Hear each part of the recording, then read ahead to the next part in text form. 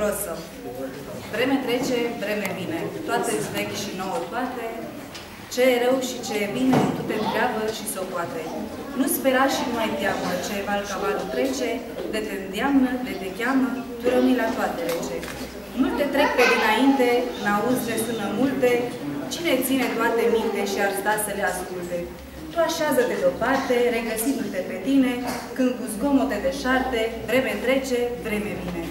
Nici în plinea ai limbă rece acum până gândirii, înspre clipa ce se schimbă pentru masca fericirii, ce din moartea ei se naște și o clipă ține poate.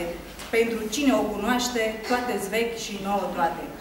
Privitor ca la teatru tu în lume să te închipui, joace unul și pe patru, totuși tu ghicivei chipui, și de plânge, de se ceartă, tu un colț petreci în tine și înțelegi din a lor artă ce e rău și ce e bine.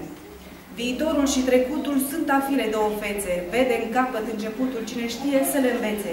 Tot ce a fost ori o să fie, în prezent le avem pe toate, dar de-a lor zădărnicie te întreabă și socoate.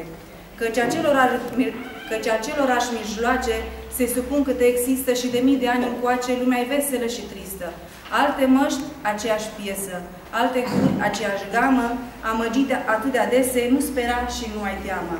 Nu spera când vezi mișei la izbândă făcând punte, te-ori întrece nătărăii de a-i fi cu stea în frunte. Teamă n-ai, cât vor iarăși între dânsii să se plece, nu te prinde lor tovarăș, ce val, cavalul trece. Cu un cântec de sirenă, lumea întinde lucii mreje, ca să schimbi actorii în scenă, te momește în vârteje. Tu pe alături te stropoară, nu băga nici chiar de seamă, de cărarea ta afară, de te îndeamnă, de te cheamă. De te ating, să feri în lături, de hulesc, să taci din gură. Ce mai vrei cu atale sfaturi dacă știi a lor măsură?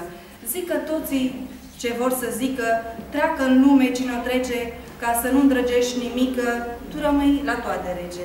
Tu rămâi la toate rece, de te îndeamnă, de te cheamă, ce e val cavalul trece, nu spera și nu ai teamă. Te întreabă și socoate, ce e rău și ce e bine, toate-s vechi și nouă toate, vreme trece, vreme vine. Bravo!